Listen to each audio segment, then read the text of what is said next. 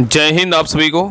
तो चलिए शुरुआत करते हैं। आज के इस क्लास में बिहार पुलिस कांस्टेबल ड्राइवर का प्रैक्टिस सेट कंप्लीट करेंगे और आज के इस क्लास में इस बुक का प्रैक्टिस सेट नंबर 6 देखेंगे। तो सभी लोग ध्यानपूर्वक पूरी क्लास को देखिएगा और अंत तक क्लास को ज़रूर देखिएगा, तभी जो है क्लास का आपको 100% फ़ायदा मिलेगा। और लास्ट में आप लोग कमेंट कर दिया कि आप लोग का 100 में कितना मार्क्स आया। और सभी लोग को अगर क्लास अच्छा लगेगा तो सभी लोग लाइक शेयर सब्सक्राइब जरूर कीजिएगा, ठीक है।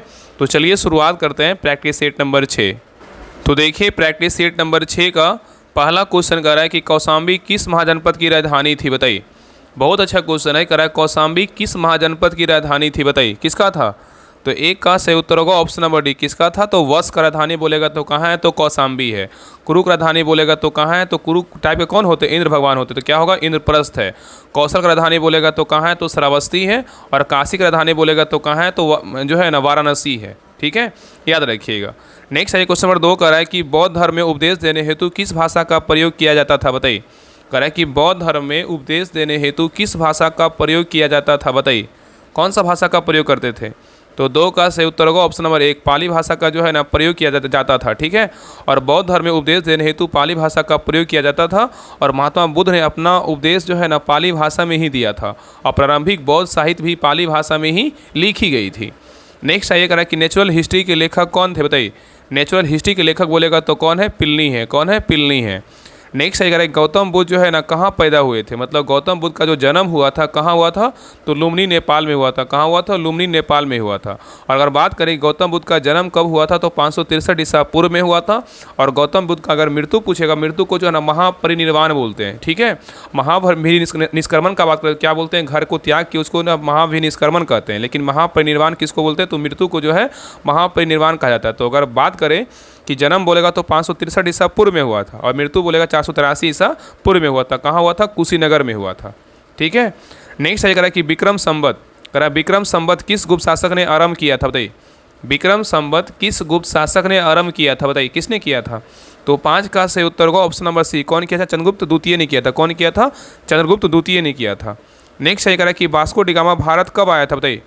वास्को डिगामा भारत कब आया था। तो 6 का सही उत्तर होगा ऑप्शन नंबर सी, कब आया था, 1498 ईस्वी में आया था। तो वास्को डिगामा 20 मई 1498 को कालीकट में भारत आया था। और वास्को डिगामा एक जो है ना पुर्तगाली क्या था, खोज करता था, ठीक है। वह समुद्र के रास्ते भारत पहुंचने वाला क्या था, पहला यूरोपीय था। नेक्स्ट आइए करा कि भारतीय राष्ट्रीय कांग्रेस के प्रथम अधिवेशन की अध्यक्षता किसने की थी, बताइए। भारतीय राष्ट्रीय कांग्रेस के प्रथम अधिवेशन की अध्यक्षता किसने किया था, बताइए। तो 7 का सही उत्तर होगा ऑप्शन नंबर डी, बिमल चंद्र बनर्जी ने किया था। कौन किया था, बिमल चंद्र बनर्जी ने किया था। और याद रखिए कि वर्ष 1885 में कांग्रेस का जो प्रथम अधिवेशन हुआ था कहाँ हुआ था, तो बॉम्बे में हुआ था। नेक्स्ट आइए कह रहा है कि राजा राम मोहन राय को राजा की उपाधि किसने दी थी, बताइए। राजा राम मोहन राय को राजा की जो उपाधि मिला था किसने दिया था, बताइए। तो 8 का सही उत्तर होगा ऑप्शन नंबर बी, अकबर द्वितीय ने दिया था। कौन दिया था, अकबर द्वितीय ने दिया था, ठीक है। तो राजा राम मोहन राय को राजा की उपाधि किसने दिया था, अकबर द्वितीय ने दिया था। और राजा राम मोहन राय को आधुनिक भारत का जो है ना प्रथम नेता, भारतीय पुनर्जागरण का जनक और नवजागरण का अग्रदूत और नए भारत का पैगंबर तथा भारत में सुधार आंदोलन का जो है ना मुख्य प्रवर्तक माना जाता है, ठीक है। नेक्स्ट आइए करा कि आत्मीय सभा की स्थापना किसने की थी, बताइए। आत्मीय सभा की जो स्थापना था किसने किया था। तो 9 का सही उत्तर होगा ऑप्शन नंबर डी, कौन किया था, राजा राम मोहन राय ने किया था। तो आत्मीय सभा का स्थापना बोलेगा तो राजा राम मोहन राय ने किया था। और यह सभा 1815 में कलकत्ता में जो है ना स्थापना किया गया था, मतलब स्थापित किया गया था। और याद रखिएगा कि 20 अगस्त 1828 को राजा राम मोहन राय ने ब्रह्म समाज की स्थापना किया था। नेक्स्ट आएगा कि पाटलिपुत्र नगर के संस्थापक कौन थे, बताइए। पाटलिपुत्र नगर के जो संस्थापक थे कौन थे, बताइए। तो 10 का सही उत्तर होगा ऑप्शन नंबर सी, कौन था, उदयन था। कौन था, उदयन था। नेक्स्ट आएगा कि पटना का जो है ना पुराना नाम क्या था, बताइए। पटना का पुराना नाम क्या था। तो देखिए पटना का पुराना नाम बोलेगा तो पाटलिपुत्र भी था, कुसुमपुर भी था और क्या था, आजिमाबाद भी था। इसका सही उत्तर क्या होगा, तो ऑप्शन नंबर डी, ये तीनों था। नेक्स्ट आएगा कि बिहार सोशलिस्ट पार्टी के प्रथम अध्यक्ष कौन थे, बताइए। बिहार सोशलिस्ट पार्टी के प्रथम अध्यक्ष कौन थे। तो 12 का सही उत्तर होगा ऑप्शन नंबर सी, आचार्य नरेंद्र देव थे। कौन थे, आचार्य नरेंद्र देव थे। नेक्स्ट आइए करा कि नालंदा अंतर्राष्ट्रीय विश्वविद्यालय का पहला कुलपति किसे नियुक्त किया गया, बताइए। देखिए क्वेश्चन बहुत इंपॉर्टेंट क्वेश्चन को अच्छे से समझिए तब जो है इसका आंसर दीजिए। क्वेश्चन कह रहा है कि नालंदा अंतर्राष्ट्रीय विश्वविद्यालय का पहला कुलपति किसे नियुक्त किया गया था। तो 13 का जो सही उत्तर होगा ऑप्शन नंबर क्या होगा, ए, APJ अब्दुल कलाम को जो है नियुक्त किया गया था। तो एपीजे अब्दुल कलाम को नालंदा अंतर्राष्ट्रीय विश्वविद्यालय का पहला कुलपति नियुक्त किया गया था। और अगस्त 2008 में एपीजे अब्दुल कलाम को नालंदा विश्वविद्यालय का प्रथम कुलपति नियुक्त किया गया था। और वर्तमान में बात करें कि जुलाई 2025 में वर्तमान में नालंदा विश्वविद्यालय के कुलपति कौन है, तो प्रोफेसर सचिन चतुर्वेदी हैं। ठीक है। और नालंदा विश्वविद्यालय अगर अधिनियम पूछेगा कब लाया गया था, 2010 में लाया गया था। नेक्स्ट आइए, करा केप ऑफ गुड होप की खोज किसने की थी बताइए। केप ऑफ गुड होप की खोज किसने की थी बताइए। तो 14 का सही उत्तर होगा option number C, Bartholomew Dias ने किया था। कौन किया था, बार्थोलोम्यू डियाज ने किया था। नेक्स्ट आइए करा कि निकट तारा ग्रह किसे कहा जाता है बताइए। निकट तारा ग्रह जो है ना किसे कहते हैं, तो किसको कहते हैं, शुक्र को बोलते हैं। किसको बोलते हैं, शुक्र को बोलते हैं। और भोर का तारा जो है ना शुक्र को कहा जाता है, और शाम का तारा भी किसको बोलते हैं, शुक्र को भी बोलते हैं। ठीक है। और शुक्र ग्रह क्या है, सबसे चमकीला और क्या है, सबसे गर्म ग्रह भी होता है। ठीक है। और शुक्र ग्रह को पृथ्वी का जो है ना भगनी ग्रह भी कहते हैं।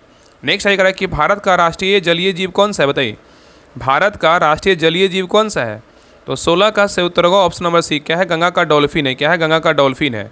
तो डॉल्फिन को राष्ट्रीय जलीय जीव 5 अक्टूबर 2009 को घोषित किया गया था, इसलिए 5 अक्टूबर को जो है राष्ट्रीय डॉल्फिन दिवस मनाया जाता है। और डॉल्फिन का वैज्ञानिक नाम पूछेगा तो क्या है, प्लांटनिस्टा क्या है, गैंगेटिक है। प्लानिस्टा क्या है, गैंगेटिक, इसका क्या है, वैज्ञानिक नाम है। और राष्ट्रीय डॉल्फिन अनुसंधान केंद्र बोलेगा तो कहाँ है, तो पटना में है। चलिए आगे देखते हैं। नेक्स्ट आइए, सरक्रिक विवाद किन दो देशों के मध्य है बताइए। सरक्रिक विवाद किन दो देशों के मध्य है बताइए। तो 17 का सही उत्तर क्या होगा, तो ऑप्शन नंबर 1, भारत और पाकिस्तान के क्या है, तो मध्य है। तो सरक्रिक विवाद भारत पाकिस्तान दो देशों के मध्य है। और सरक्रिक विवाद गुजरात राज्य से जुड़े भारत पाकिस्तान की सीमा के जो है ना बीच है। नेक्स्ट आइए, करा कि 9 डिग्री चैनल स्थित है बताइए, कहाँ है। 9 डिग्री चैनल जो स्थित है, कहाँ स्थित है बताइए। तो 18 का सही उत्तर होगा ऑप्शन नंबर बी, कहाँ है, तो लक्षद्वीप में जो है स्थित है। तो 9 डिग्री चैनल लक्षद्वीप में स्थित है। और 9 डिग्री चैनल लक्षद्वीप और मिनी क्वाई के मध्य क्या है, तो अवस्थित है। और 8 डिग्री चैनल का बात करें तो मालदीव और मिनी क्वाई के मध्य क्या है, तो अवस्थित है। और 10 डिग्री चैनल का बात करें तो क्या है, तो अंडमान, छोटा अंडमान और कार निकोबार के मध्य जो है ना अवस्थित है। ठीक है, याद रखिएगा। नेक्स्ट आइएगा कि भारत में मीठे पानी की सबसे बड़ी झील कौन सी बताइए। भारत में मीठे पानी की सबसे बड़ी झील का बात किया है, कौन सा बताइए। तो 19 का सही उत्तर होगा ऑप्शन नंबर बी, कौन सा झील है, तो बुलर झील है। ठीक है। और बुलर झील कहाँ है, तो जम्मू कश्मीर में स्थित है। नेक्स्ट है करें कि निम्न में से कौन सी नदी का उद्गम जो है ना अमरकंटक है बताइए। करेक्ट, निम्न में से कौन सी नदी का उद्गम अमरकंटक से बताइए, कौन सी नदी का है। तो 20 का सही उत्तर होगा ऑप्शन नंबर 1, किस नदी का है, तो नर्मदा नदी का है। किसका है, तो नर्मदा नदी का है। ठीक है, याद रखिएगा। नेक्स्ट है करें कि दूध सागर जलप्रपात कहाँ है बताइए। दूध सागर जलप्रपात है कहाँ है बताइए। तो 21 का सही उत्तर होगा ऑप्शन नंबर 1, कहाँ है, तो दूध सागर कहाँ है, तो गोवा में है। नेक्स्ट है करा कि भारत का इलेक्ट्रॉनिक राजधानी के रूप में प्रसिद्ध है बताइए, कौन है। करा कि भारत का इलेक्ट्रॉनिक राजधानी के रूप में कौन सा शहर प्रसिद्ध है, क्या होगा। तो 22 का सही उत्तर होगा ऑप्शन नंबर बी, क्या होगा, तो बेंगलुरु होगा। नेक्स्ट है करा कि कोयला भंडारण में प्रथम राज्य कौन सा है बताइए। कोयला भंडारण में प्रथम राज्य कौन है। तो 23 का सही उत्तर होगा ऑप्शन नंबर सी, कौन सा राज्य है, तो झारखंड है। तो कोयला भंडारण में प्रथम राज्य बोलेगा तो किसका है, तो झारखंड का है। और इसके बाद भंडारण में जो है उड़ीसा छत्तीसगढ़ का स्थान आता है। ठीक है। नेक्स्ट आएगा कि सीमा सड़क संगठन BRO की स्थापना जो है ना की गई थी, कब बताइए। सीमा सड़क संगठन BRO का जो स्थापना हुआ था, कब हुआ था बताइए, क्या होगा। तो BRO का स्थापना बोलेगा तो कब हुआ, तो 1960 में हुआ था। कब हुआ था, 1960 में हुआ था। तो BRO का स्थापना 7 मई 1960 को किया गया था। ठीक है, याद रखिएगा। और ये जो है ना BRO को जो है ना सीमावर्ती क्षेत्र में सड़क मार्ग के निर्माणाधीन और व्यवस्थापन का क्या करता है, तो कार्य करता है। और BRO का अगर मुख्यालय पूछेगा तो कहाँ है, तो नई दिल्ली में है। नेक्स्ट आइएगा कि मध्य रेल मंडल का मुख्यालय कहाँ है बताइए। मध्य रेल मंडल का मुख्यालय का बात किया है कि मध्य रेल मंडल का मुख्यालय कहाँ है बताइए। तो 25 का सही उत्तर होगा option number C, Mumbai CST है। कहाँ है, मुंबई CST है। और वर्तमान में अगर बात करें कि भारत में कितने रेलवे जोन है, तो 18 रेलवे जोन है, याद रखिएगा। ठीक है। नेक्स्ट आइएगा कि Tata iron and steel company की स्थापना किसने की थी बताइए। Tata and iron steel company की स्थापना किसने की थी बताइए। तो 26 का सही उत्तर होगा ऑप्शन नंबर डी, कौन किया था, जमशेदजी टाटा ने किया था। नेक्स्ट आइएगा कि स्वर्ण रेशा किसे कहा जाता है। स्वर्ण रेशा किसे कहा जाता है। तो 27 का सही उत्तर होगा ऑप्शन नंबर क्या होगा, तो डी होगा, जूट को बोलते हैं। किसको बोलते हैं, जूट को बोलते हैं। नेक्स्ट आइएगा कि भारत में सबसे बड़ा चाय उत्पादक राज्य कौन सा है। भारत में सबसे बड़ा चाय उत्पादक राज्य कौन सा है। तो 28 का सही उत्तर होगा ऑप्शन नंबर ए, कौन सा राज्य है, तो असम है। तो भारत में सबसे बड़ा चाय उत्पादक राज्य कौन सा है, तो असम है। और चाय उत्पादन के मामले में पश्चिम बंगाल दूसरी सबसे बड़ा क्या है, तो राज्य है। और तमिलनाडु तीसरा सबसे बड़ा क्या है, तो राज्य है। पहला में बोलेगा तो असम, दूसरा में बोलेगा तो पश्चिम बंगाल, तीसरा में बोलेगा तो कौन सा है, तमिलनाडु है। नेक्स्ट आइए, कह रहा है कि रबी की फसल की कटाई मौसम इस किस में होता है बताइए। रबी की फसल की कटाई किस मौसम में होता है बताइए। तो 29 का सही उत्तर होगा ऑप्शन नंबर 1, मार्च महीने में होता है। कौन सा महीने में होता है? तो मार्च महीने में होता है। तो रबी फसल की कटाई मौसम में मार्च महीने में होता है। और खरीफ फसल जो है ना, खरीफ फसल यह जून जुलाई में बोया जाता है और नवंबर दिसंबर में काट लिया जाता है। जैसे खरीफ फसल में कौन कौन है? गन्ना, धान, तिलहन, ज्वार, बाजरा, मक्का, दलहन है। और रबी फसल का बात करें, रबी फसल यह अक्टूबर नवंबर में बोया जाता है और मार्च अप्रैल में जो है ना काट लिया जाता है। जैसे रबी फसल में कौन कौन है? गेहूँ, सरसों, जौ, चना, मटर, आलू, ये सब क्या है? तो रबी फसल है। नेक्स्ट ये कह रहा है कि प्रति 1000 पुरुषों और महिलाओं की संख्या कहलाती है, क्या कहलाती है? प्रति 1000 पुरुषों पर महिलाओं की जो संख्या कहलाती है, क्या कहलाते हैं बताइए। तो 30 का सही उत्तर होगा ऑप्शन नंबर 1, क्या बोलते हैं? लिंगानुपात कहते हैं। क्या कहते हैं? लिंगानुपात कहते हैं। तो प्रति 1000 पुरुषों पर महिलाओं की संख्या की लिंगानुपात कहलाती है। अगर लिंगानुपात निकालना रहेगा तो स्त्रियों की संख्या बटा पुरुषों की संख्या गुना 1000 करेंगे तो क्या निकलेगा? लिंगानुपात निकलेगा। नेक्स्ट आइए, कह रहा है कि पाल वंश के राजा धर्मपाल द्वारा स्थापित प्रथम विक्रमशिला विश्वविद्यालय के अवशेष बिहार के किस जिले में स्थित है बताइए। क्वेश्चन कह रहा है कि पाल वंश के राजा धर्मपाल द्वारा स्थापित प्रसिद्ध विक्रमशिला विश्वविद्यालय के अवशेष बिहार के किस जिले में स्थित है। तो 31 का सही उत्तर होगा ऑप्शन नंबर सी, कहाँ है? तो भागलपुर में है। कहाँ है? तो भागलपुर में है। नेक्स्ट आइए, कह रहा है कि मैथिली भाषा के सर्वप्रमुख कवि जिन्हें मैथिली कवि कोकिल के नाम से भी जाना जाता है वह कौन है बताइए। कह रहा है कि मैथिली भाषा के सर्वप्रमुख कवि जिन्हें मैथिल कवि कोकिल के नाम से जाना जाता है कौन है। तो 32 का सही उत्तर होगा ऑप्शन नंबर डी, कौन है? विद्यापति है। कौन है? विद्यापति है। तो मैथिली भाषा के सर्वप्रमुख कवि विद्यापति है जिन्हें मैथिली कवि कोकिल के नाम से भी जाना जाता है। चलिए आगे देखते हैं। नेक्स्ट आइए, कह रहा है कि भारत के एकमात्र गंगेई डॉल्फिन अभ्यारण्य गंगेटिक डॉल्फिन सेंचुरी की स्थापना बिहार में कहाँ की गई है। भारत में एकमात्र गंगेई डॉल्फिन अभ्यारण्य की स्थापना बिहार में कहाँ की गई बताइए। 33 का सही उत्तर क्या होगा? तो ऑप्शन नंबर बी, कहाँ है? सुल्तानगंज से कहलगांव तक किया गया है। तो भारत में एकमात्र गंगेई डॉल्फिन अभ्यारण्य की स्थापना बिहार में सुल्तानगंज से कहलगांव तक की गई है और इस अभ्यारण्य का नाम विक्रमशिला गंगेई डॉल्फिन अभ्यारण्य है। इसकी स्थापना 1991 में किया गया था। नेक्स्ट ये कह रहा है कि मुगल और ब्रिटिश शैलियों के सम्मिश्रण के विकसित हुई चित्रकला के पटना कलम शैली का अंतिम प्रमुख चित्रकार किसे माना जाता है।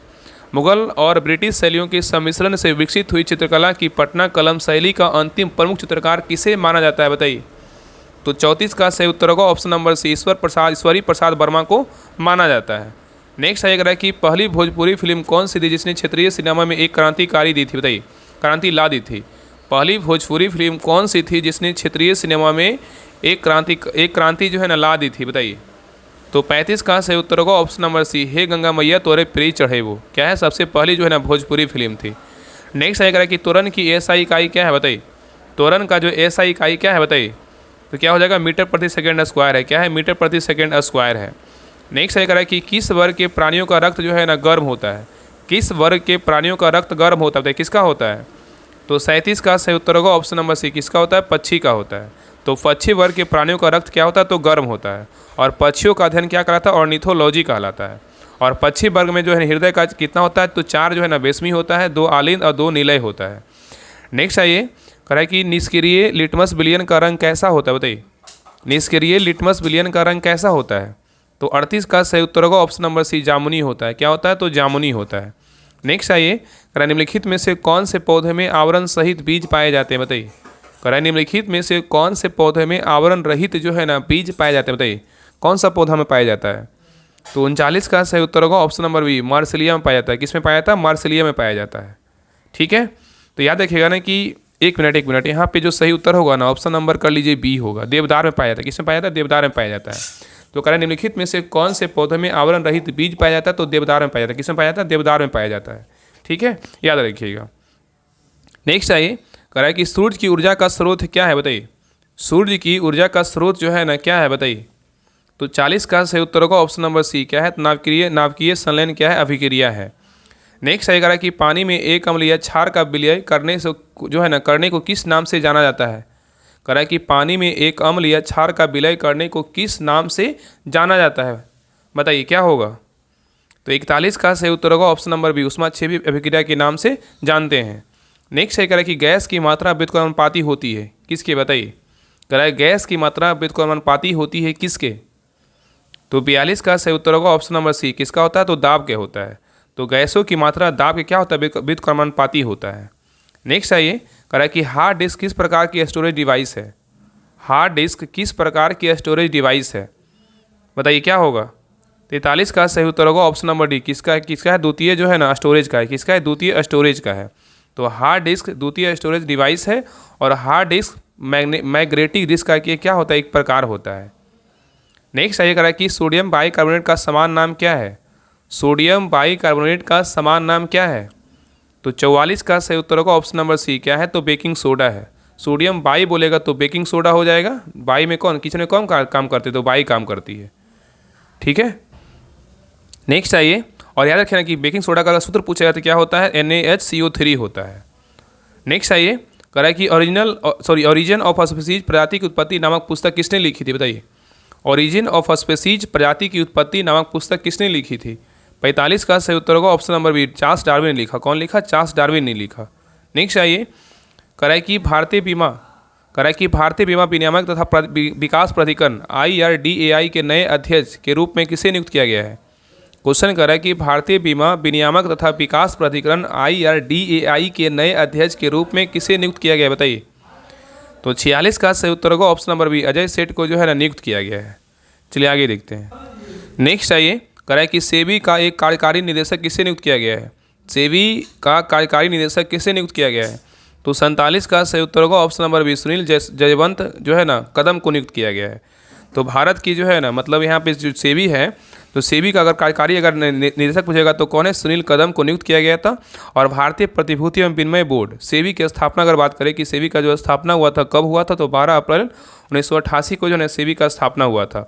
और सेबी का मुख्यालय बोलेगा तो कहाँ है? तो मुंबई में है।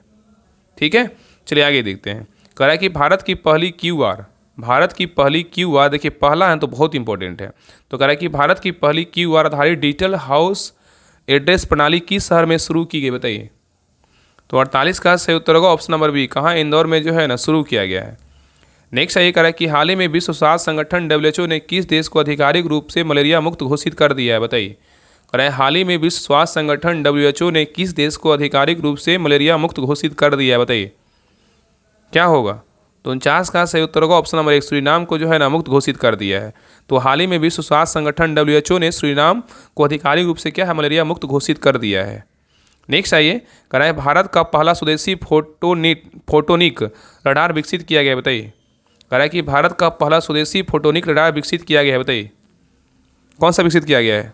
तो 50 का सही उत्तर होगा ऑप्शन नंबर बी, क्या होगा? DRDO। क्या होगा? DRDO। तो भारत जो है ना याद रखिए कि भारत का पहला स्वदेशी फोटोनिक रडार बोलेगा DRDO द्वारा विकसित किया गया है। और यह स्वदेशी रडार अल्ट्रा हाई रेजोल्यूशन और स्टेल्थ डिटेक्शन के लिए क्या है? पारंपरिक रेडियो तरंगों के स्थान पर प्रकाश आधारित क्या है? प्रौद्योगिकी का उपयोग करता है। नेक्स्ट आइए कह रहा है कि भारत सरकार ने प्रधानमंत्री संग्रहालय एवं पुस्तकालय का निदेशक किसे नियुक्त किया गया है? भारत सरकार ने प्रधानमंत्री संग्रहालय एवं पुस्तकालय का निदेशक किसे नियुक्त किया है? तो 51 का सही उत्तर होगा option number B, Ashwani Lohani को नियुक्त किया है। नेक्स्ट आइए कह रहा है कि हाल ही में जन सुरक्षा संतुष्टि अभियान किस राज्य द्वारा शुरू की गई है? हाल ही में जन सुरक्षा संतुष्टि अभियान किस राज्य द्वारा शुरू की गई है? तो 52 का सही उत्तर होगा ऑप्शन नंबर सी, गुजरात राज्य के द्वारा जो है ना शुरू किया गया है। तो हाल ही में जन सुरक्षा संतुष्टि अभियान गुजरात द्वारा शुरू किया गया है। और इसका अभियान का उद्देश्य सरकार की सामाजिक सुरक्षा जो है ना वाली योजनाओं का लाभ वंचित या जरूरतमंद लोगों तक जो है ना पहुँचाना है। नेक्स्ट आइए कह रहा है कि भारत की पहली महिला वोटर विभा देवी का संबंध बिहार राज्य के किस जिला से है? भारत की पहली महिला वोटर विभा देवी का संबंध बिहार राज्य के किस जिला से है? तो 53 का सही उत्तर होगा ऑप्शन नंबर एक, पूर्वी चंपारण से। किससे? पूर्वी चंपारण से है। नेक्स्ट आइए कह रहा है कि पहला एस्ट्रो टूरिज्म फेस्टिवल कहाँ आयोजित किया गया है? पहला एस्ट्रो टूरिज्म फेस्टिवल कहाँ आयोजित किया गया है? बताइए। तो 54 का सही उत्तर होगा ऑप्शन नंबर एक, लद्दाख में जो है ना इसको आयोजित किया गया है। तो पहला एस्ट्रो टूरिज्म फेस्टिवल लद्दाख में आयोजित किया गया है। और 27 से 28 जून 2025 को इस महोत्सव का आयोजन लद्दाख की राजधानी लेह में हुआ है। नेक्स्ट आइए कह रहा हाल ही में किस राज्य ने वरिष्ठ नागरिकों और विकलांग व्यक्तियों PWD को सीधे आवश्यक वस्तुओं पहुंचाने के लिए एक पायलट परियोजना शुरू किया है? बताइए कौन सा राज्य किया है? तो 55 का सही उत्तर होगा ऑप्शन नंबर एक, कौन किया है? तमिलनाडु किया है। नेक्स्ट आएगा कि मुख्यमंत्री प्रतिज्ञा योजना किस राज्य में शुरू की जाएगी? मुख्यमंत्री प्रतिज्ञा योजना किस राज्य में शुरू की जाएगी? तो 56 का सही उत्तर होगा ऑप्शन नंबर एक, बिहार में जो है ना शुरू किया जाएगा। तो मुख्यमंत्री प्रतिज्ञा योजना बिहार में शुरू की जाएगी। और 1 जुलाई 2025 को बिहार के मुख्यमंत्री नीतीश कुमार की अध्यक्षता में इस प्रस्ताव को जो है मंजूरी दी गई है। नेक्स्ट आइए करा कि क्वाड देशों ने समुद्री सुरक्षा को बढ़ावा देने के लिए कौन सा मिशन शुरू किया है? क्वाड देशों ने समुद्री सुरक्षा को बढ़ावा देने के लिए कौन सा मिशन शुरू किया है बताइए। तो 57 का सही उत्तर होगा ऑप्शन नंबर 1, समुद्री पर्यवेक्षण मिशन शुरू किया है। नेक्स्ट आइए, कह रहा है कि भारत सरकार ने आंखों की किस बीमारी को पूरी तरह से मुक्त करने की घोषणा की है बताइए। कह रहा है कि भारत सरकार ने आंखों की किस बीमारी को पूरी तरह से मुक्त करने की घोषणा की है बताइए, कौन सा बीमारी है। तो 58 का सही उत्तर क्या होगा। तो 58 का सही उत्तर होगा ऑप्शन नंबर 1, ट्रेकोमा। क्या होगा। तो ट्रेकोमा। तो भारत सरकार ने आंखों को ट्रेकोमा बीमारी को पूरी तरह से जो मुक्त करने की घोषणा किया है और विश्व स्वास्थ्य संगठन द्वारा भी भारत की ट्रेकोमा मुक्त राष्ट्र घोषित किया गया है। नेक्स्ट आइए, कह रहा है बिहार राज्य के मखाना को कितने श्रेणियों में अलग अलग हार्मोनाइज्ड सिस्टम मतलब HS पर को कोड प्रदान किया गया बताइए।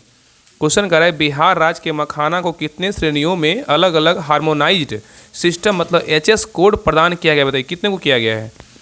तो 59 का सही उत्तर होगा ऑप्शन नंबर C, 3 को किया। किसने क्यों किया गया। 3 को किया गया है। नेक्स्ट आइए, कह रहा है हेनले पासपोर्ट इंडेक्स 2025 के अनुसार भारतीय पासपोर्ट को दुनिया में कौन सा स्थान है बताइए। हेनले पासपोर्ट इंडेक्स 2025 के अनुसार भारतीय पासपोर्ट का दुनिया में कौन सा स्थान है। तो 60 का सही उत्तर होगा ऑप्शन नंबर C, कितना स्थान है। 75वां स्थान है। चलिए आगे देखते हैं। नेक्स्ट देखिए यहाँ से क्वेश्चन नंबर 61 से क्या है। तो मोटर व्हीकल पार्ट्स का क्वेश्चन है, तो सभी लोग ध्यानपूर्वक देखिए। कह रहा है कि मोटर वाहन अधिनियम के अनुसार अमान्य गाड़ी मतलब इनवैलिड कैरेज क्या है बताइए। अगर इस सब क्वेश्चन को जो है ना यहाँ से मोटर व्हीकल का जो भी क्वेश्चन अगर ध्यानपूर्वक देखिएगा ना ऐसे समझ में आ जाएगा, आप आंसर डायरेक्ट निकाल लीजिएगा। तो कह रहा है मोटर वाहन अधिनियम के अनुसार अमान्य गाड़ी मतलब इनवैलिड कैरेज क्या है बताइए। तो 61 का सही उत्तर होगा ऑप्शन नंबर C, विशेष रूप से दिव्यांग व्यक्तियों द्वारा उपयोग के लिए डिजाइन किया गया एक क्या है मोटर वाहन है। नेक्स्ट आइए, कह रहा है यदि किसी व्यक्ति का लाइसेंस किसी बीमारी या शारीरिक अक्षमता के कारण रद्द कर दिया जाता है तो वह उसे वापस कैसे प्राप्त कर सकता है बताइए। कह रहा है यदि किसी व्यक्ति का लाइसेंस किसी बीमारी या शारीरिक अक्षमता के कारण रद्द कर दिया जाता है तो उसे कैसे वापस मतलब जो है ना वापस प्राप्त कर सकता है बताइए, कैसे करेगा। तो 62 का सही उत्तर होगा ऑप्शन नंबर C, यदि वह एक पंजीकृत चिकित्सक से अपनी फिटनेस का प्रमाण पत्र प्रस्तुत करता है तो लाइसेंस जो है ना वापस किया जा सकता है। तो उत्तर क्या होगा। ऑप्शन नंबर C होगा। नेक्स्ट सही कह रहा है कि वाहन के नंबर प्लेट पर अक्षरों और अंकों के लिए क्या नियम है। वाहन के नंबर प्लेट पर अक्षरों और अंकों के लिए क्या नियम है।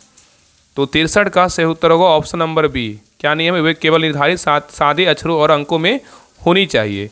नेक्स्ट सही कह रहा है कि मोटर ड्राइविंग स्कूल के लाइसेंसिंग प्राधिकरण द्वारा मान्यता प्राप्त करने के लिए क्या आवश्यक है बताइए। कह रहा है मोटर ड्राइविंग स्कूल के लिए लाइसेंसिंग प्राधिकरण द्वारा मान्यता प्राप्त करने के लिए क्या आवश्यक है। तो 64 का सही उत्तर होगा ऑप्शन नंबर B, उसके पास निर्धारित बुनियादी ढांचा, वित्तीय संसाधन और योग प्रशिक्षक होने चाहिए। नेक्स्ट आइए, कह रहा है क्या मोटरसाइकिल के लिए लर्नर लाइसेंस रखने वाला व्यक्ति पिछली सीट पर यात्री को ले जा सकता है बताइए। क्वेश्चन कर रहा है कि क्या मोटरसाइकिल के लिए लर्नर लाइसेंस रखने वाला व्यक्ति पिछली सीट पर यात्री को ले जा सकता है बताइए। तो 65 का सही उत्तर होगा ऑप्शन नंबर C, नहीं। लर्नर लाइसेंस पर पिछली सीट पर किसी भी यात्री को ले जाने के लिए अनुमति नहीं है। नेक्स्ट आइए, कह रहा है कि वाहन की नंबर प्लेट पर जाति, गाँव का नाम या कोई अनधिकृत शब्द लिखना कानून के अनुसार क्या है बताइए। क्वेश्चन कर रहा है कि वाहन की नंबर प्लेट पर जाति, गांव का नाम या कोई अनधिकृत शब्द लिखना कानून के अनुसार क्या है। तो 66 का सही उत्तर होगा ऑप्शन नंबर B, यह मोटर वाहन नियमों का क्या उल्लंघन है और इसके लिए जो है जुर्माना लगाया जा सकता है। ये सब काम नहीं करना है। चलिए आगे देखते हैं। कह रहा है कि इलेक्ट्रिक स्कूटर निर्धारित गति सीमा से अधिक या इलेक्ट्रिक कार के लिए ड्राइविंग लाइसेंस प्राप्त करने की प्रक्रिया से के संबंध में क्या शर्त है। क्वेश्चन कर रहा है कि इलेक्ट्रिक स्कूटर निर्धारित गति सीमा से अधिक या इलेक्ट्रिक कार के लिए ड्राइविंग लाइसेंस प्राप्त करने की प्रक्रिया के संबंध में क्या शर्त है बताइए। तो 67 का सही उत्तर होगा ऑप्शन नंबर B, प्रक्रिया जो है ना पेट्रोल या डीजल वाहनों के लिए लाइसेंस प्राप्त करने के जो है ना समान ही है। मतलब प्रक्रिया जो है पेट्रोल या डीजल वाहनों के लिए लाइसेंस प्राप्त करना क्या है तो समान ही है। ये क्या है बिल्कुल जो है सही उत्तर है, बाकी तीनों क्या है तो गलत है। चलिए आगे देखते हैं। कह रहा है कि ड्राइविंग लाइसेंस के लिए आवेदन करते समय गलत जानकारी या जाली दस्तावेज जमा करने के लिए क्या दंड हो सकता है। क्वेश्चन कर रहा है कि ड्राइविंग लाइसेंस के लिए आवेदन करते समय गलत जानकारी या जाली दस्तावेज जमा करने पर क्या दंड हो सकता है। तो 68 का सही उत्तर होगा ऑप्शन नंबर C, जुर्माना और 1 महीने तक कारावास या दोनों हो सकता है। ठीक है, चलिए आगे देखते हैं। नेक्स्ट आइए, कह रहा है बिहार में एक क्षेत्र के भीतर चलने वाली बसों के लिए परमिट कौन सा प्राधिकरण प्रदान करता है बताइए। कह रहा है बिहार में एक क्षेत्र के भीतर चलने वाली बसों के लिए परमिट कौन सा प्राधिकरण प्रदान करता है। तो 69 का सही उत्तर होगा ऑप्शन नंबर B, क्षेत्रीय परिवहन प्राधिकरण मतलब रीजनल ट्रांसपोर्ट अथॉरिटी RTA प्रदान करता है। नेक्स्ट आइए, कह रहे यदि किसी वाहन का पंजीकरण रद्द कर दिया जाता है तो मालिक को पंजीकरण प्रमाण पत्र मतलब RC को क्या करना चाहिए बताइए। क्वेश्चन कह रहा है कि यदि किसी वाहन का पंजीकरण रद्द कर दिया जाता है तो मालिक को पंजीकरण प्रमाण पत्र मतलब आरसी का क्या करना चाहिए। तो 70 का सही उत्तर होगा ऑप्शन नंबर बी, उसे पंजीकरण प्राधिकारी मतलब रजिस्ट्रिंग अथॉरिटी को सौंप देना चाहिए। नेक्स्ट है कह रहा है कि एक नई निजी चौपहिया वाहन के पंजीकरण प्रमाण पत्र मतलब आरसी की वैधता समानता कितनी होती है बताइए। तो 71 का सही उत्तर क्या होगा ऑप्शन नंबर डी, कितना होता है 15 वर्ष होता है। तो एक निजी चौपहिया वाहन का पंजीकरण प्राप्त की वैधता समानता कितना होता है तो 15 वर्ष होती है। नेक्स्ट है कह रहा है किसी पहाड़ी या ढलान वाली सड़क पर किस वाहन को प्राथमिकता मतलब राइट ऑफ वे दी जानी चाहिए। कह रहा है किसी पहाड़ी या ढलान वाली सड़क पर किस वाहन को प्राथमिकता दी जानी चाहिए बताइए। तो 72 का सही उत्तर होगा ऑप्शन नंबर बी, ऊपर की ओर चढ़ रहे वाहन को प्राथमिकता जो है ना दी जानी चाहिए। नेक्स्ट चाहिए कह रहा है कि किस प्रकार के वाहनों में प्राथमिक चिकित्सा बॉक्स मतलब फर्स्ट एड बॉक्स रखना अनिवार्य होता है बताइए। कह रहा है किस प्रकार के वाहनों में प्राथमिक चिकित्सक बॉक्स रखना अनिवार्य होता है बताइए। तो 73 का सही उत्तर होगा ऑप्शन नंबर सी, सभी सार्वजनिक सेवा वाहनों जैसे बस टैक्सी में रखना अनिवार्य होता है। नेक्स्ट आइए कह रहा है कि एक गोलाकार संकेत जिसमें बाईं ओर मुड़ते हुए तीर पर एक लाल रेखा खींची हो तो क्या अर्थ है। कह रहा है एक गोलाकार संकेत जिसमें बाईं ओर मुड़ते हुए तीर का एक लाल रेखा खींची हो उसका जो है ना क्या अर्थ है बताइए। तो 74 का सही उत्तर होगा ऑप्शन नंबर सी, बाएं मुड़ना क्या है तो मना है। तो एक गोलाकार संकेत जिसमें बाईं ओर मुड़ते हुए तीर का एक लाल रेखा खींची हो का अर्थ होता है कि बाएं मुड़ना क्या है मतलब नो लेफ्ट टर्न, मतलब बाएं मुड़ना क्या है तो मना है। ठीक है, चलिए आगे देखते हैं। नेक्स्ट कह रहा है कि दोपहिया वाहन पर 4 वर्ष से कम आयु के बच्चे को ले जाने के लिए नए नियमों के अनुसार क्या अनिवार्य है। कह रहा है दोपहिया वाहन पर 4 वर्ष से कम आयु के बच्चों को ले जाने के लिए नए नियमों के अनुसार क्या अनिवार्य है। तो 75 का सही उत्तर होगा ऑप्शन नंबर 1, बच्चे के लिए हेलमेट और क्या है सफ़ेद सेफ्टी हार्नेस जरूरी है। नेक्स्ट है कह रहा है कि एक बहु लेन वाली सड़क पर आपको समान रूप से किस लेन में गाड़ी चलानी चाहिए। कह रहा है एक बहु लेन वाली सड़क पर आपको समान रूप से किस लेन में गाड़ी चलानी चाहिए। तो 76 का सही उत्तर क्या होगा तो ऑप्शन नंबर सी, सबसे बाईं लेन में गाड़ी जो है चलानी चाहिए। नेक्स्ट है कह रहा है कि निम्नलिखित में से किस स्थान पर वाहन पार करना हमेशा क्या है प्रतिबंधित होता है। कह रहा है निम्नलिखित में से किस स्थान पर वाहन पार करना हमेशा प्रतिबंधित होता है बताइए। तो 77 का जो सही उत्तर होगा ऑप्शन नंबर 1, कहाँ होता है फुटपाथ पर जो है ना मतलब वाहन पार करना क्या हमेशा जो है क्या होता है प्रतिबंधित होता है। चलिए आगे नेक्स्ट है कह रहा है यदि यातायात संकेत और मौके पर मौजूद ट्रैफिक पुलिसकर्मी के इशारे में भिन्नता हो तो किसका पालन किया जाना चाहिए। कह रहे यदि यातायात संकेत पर मौके पर मौजूद ट्रैफिक पुलिसकर्मी के इशारे में भिन्नता हो तो किसका पालन करना मतलब किया जाना चाहिए। तो 78 का सही उत्तर क्या होगा तो ऑप्शन नंबर बी, ट्रैफिक पुलिसकर्मी के इशारे का जो है ना पालन करना चाहिए। तो यदि यातायात संकेत और मौके पर मौजूद ट्रैफिक पुलिस के कर्मी के इशारे में भिन्नता हो तो ट्रैफिक पुलिसकर्मी के इशारे का पालन किया जाना चाहिए। नेक्स्ट ये कह रहा है कि बिना टिकट यात्रियों को ले जाने पर बस कंडक्टर पर किस अधिनियम के तहत कार्रवाई हो सकती है। कह रहा है बिना टिकट यात्रियों को ले जाने पर बस कंडक्टर पर किस अधिनियम के तहत कार्रवाई हो सकती है। तो 79 का सही उत्तर होगा ऑप्शन नंबर सी, मोटर वाहन अधिनियम के तहत जो है ना कार्रवाई हो सकता है। नेक्स्ट आइए कह रहा है वाहन के पीछे लाल बत्ती का लगातार जलना बुझना फ्लैश होना क्या दर्शाता है। कह रहा है वाहन के पीछे लाल बत्ती का जलना बुझना मतलब फ्लैश होना क्या दर्शाता है। तो 80 का सही उत्तर होगा ऑप्शन नंबर सी, चालक ने अचानक ब्रेक लगाया या कोई खतरा है। नेक्स्ट है कह रहा है कि इंजन ऑयल का एक महत्वपूर्ण कार्य चिकनाई प्रदान करने के अलावा क्या है बताइए। कह रहा है इंजन ऑयल का एक महत्वपूर्ण कार्य चिकनाई लुब्रिकेशन मतलब प्रदान करने के अलावा और क्या है। तो 81 का सही उत्तर होगा ऑप्शन नंबर बी, इंजन के अंदर के हिस्सों को साफ करना और कार्बन जमा होने से रोकना है। नेक्स्ट है कह रहा है कि एक ड्राइविंग के दौरान अपनी गाड़ी का तापमान मीटर मतलब टेम्परेचर गेज लाल निशान में पहुंच जाए तो सबसे पहला सही कदम क्या होगा। तो 82 का सही उत्तर होगा ऑप्शन नंबर क्या हो जाएगा तो सी, तुरंत किसी सुरक्षित स्थान पर गाड़ी रोककर इंजन को बंद कर देना है। नेक्स्ट है कह रहा है कि व्हील अलाइनमेंट करवाने का मुख्य उद्देश्य क्या है। व्हील अलाइनमेंट करवाने का जो मुख्य उद्देश्य है क्या है। तो 83 का सही उत्तर होगा ऑप्शन नंबर बी, यह सुनिश्चित करना है कि टायर असमान रूप से ना घिसे और गाड़ी जो है ना सीधी चले। नेक्स्ट है कह रहा है कि ब्रेकिंग सिस्टम में ब्रेक पैड्स की क्या भूमिका होती है। ब्रेकिंग सिस्टम में ब्रेक पैड्स की क्या भूमिका होती है। तो 84 का सही उत्तर होगा option number C, brake disc या ड्रम पर घर्षण पैदा करना ताकि गाड़ी की जो है ना गति धीमी हो सके। नेक्स्ट है कह रहा है कि जब गाड़ी का इंजन बंद हो तब कार की बैटरी का मुख्य कार्य क्या होता है। कह रहा है कि जब गाड़ी का इंजन बंद हो तब कार की बैटरी का मुख्य कार्य क्या होता है। तो 85 का सही उत्तर होगा option number B, lights, music system और अन्य इलेक्ट्रॉनिक उपकरणों को बिजली की आपूर्ति करना है। चलिए नेक्स्ट क्वेश्चन पे आइए। नेक्स्ट है करा वाहन से होने वाले वायु प्रदूषण को कम करने के लिए एग्जॉस्ट सिस्टम में लगाया जाने वाला सबसे महत्वपूर्ण पुर्जा कौन सा होता है? करा वाहन से होने वाले वायु प्रदूषण को कम करने के लिए एग्जॉस्ट सिस्टम में लगाया जाने वाला सबसे महत्वपूर्ण पुर्जा कौन सा होता है?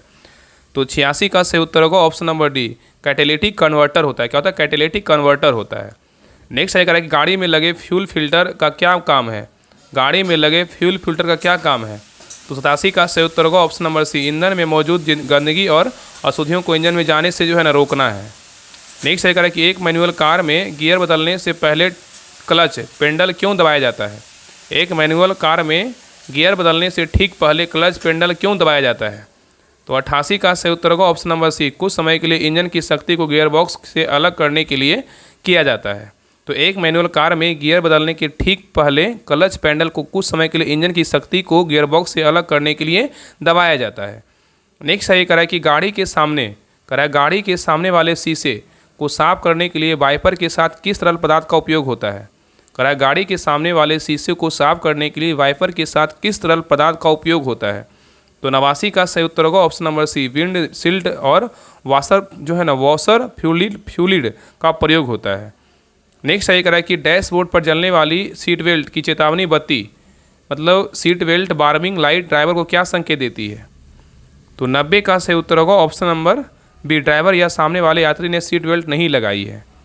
नेक्स्ट है कि टार्बो चार्जर का मुख्य उद्देश्य क्या है? टार्बो चार्जर का मुख्य उद्देश्य क्या है? तो 91 का सही उत्तर होगा ऑप्शन नंबर बी, एग्जॉस्ट गैसों का उपयोग करके इंजन में अधिक हवा भेजना, जिससे शक्ति बढ़ती है।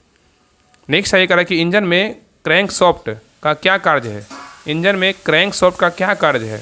तो 92 का सही उत्तर होगा ऑप्शन नंबर सी, पिस्टन की ऊपर नीचे की गति को घूर्णी गति में क्या करना, बदलना है। तो इंजन में क्रैंकशाफ्ट का क्या कार्य है? तो पिस्टन के ऊपर से नीचे की गति को घूर्णी गति में बदलना होता है। नेक्स्ट है कि कार के OBD 2 on board diagnostics port का उपयोग किस लिए किया जाता है? बताइए। कार के OBD 2 मतलब ऑन बोर्ड डायोटिक्स पोर्ट का उपयोग किस लिए किया जाता है? बताइए। तो 93 का सही उत्तर होगा ऑप्शन नंबर सी, इंजन और अन्य सिस्टम की समस्याओं को पता लगाने के लिए स्कैन टूल कनेक्ट करना।